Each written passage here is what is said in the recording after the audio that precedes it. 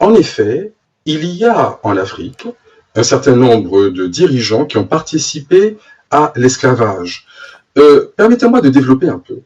Les travaux historiques de l'UNESCO ont démontré, par exemple, qu'au XVIIIe siècle, l'Angleterre apporte dans la région d'Afrique de l'Ouest plus de 200 fusils par jour.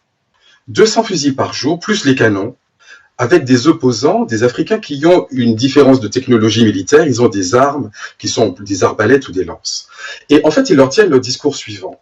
Soit nous vous donnons les armes et vous nous rapportez des esclaves, soit nous allons voir vos ennemis, nous leur donnons ces armes et c'est vous qui serez les esclaves.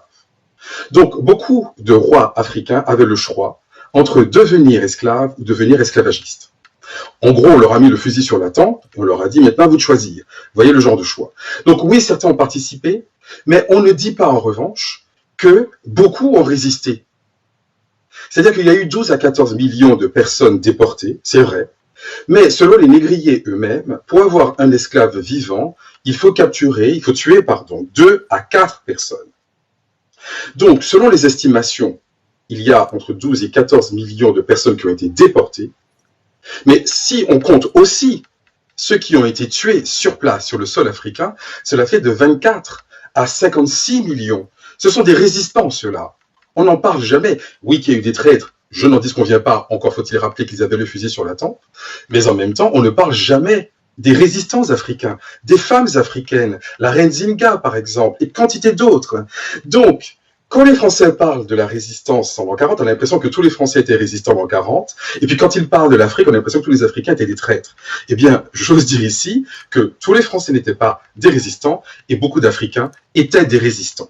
Et donc, ce sont des millions, des dizaines de millions d'Africains qui sont morts pour résister à cet esclavage, et il faut leur rendre hommage. Et donc, je trouve qu'il y a une forme d'obscénité lorsque des gens, et pas seulement à l'heure actuelle, des gens de gauche, de droite, etc., passent leur temps, en fait, à rappeler ce rôle. C'est comme si le violeur venait dire à la victime et à toute sa famille, d'accord, je vous ai violé, d'accord, tous mes amis vous ont violé, mais n'oublions pas que le frère de la victime a aussi accepté, parce que j'avais un fusil sur sa tempe, et donc il a aussi accepté de la violer. C'est obscène, en fait, c'est obscène, et je crois qu'il faut définitivement dire que ces réflexions sont des réflexions odieuses, en fait. C'est comme si on disait, la Shoah, c'est la faute des Juifs, parce qu'il y a certains Juifs qui ont coopéré avec les nazis.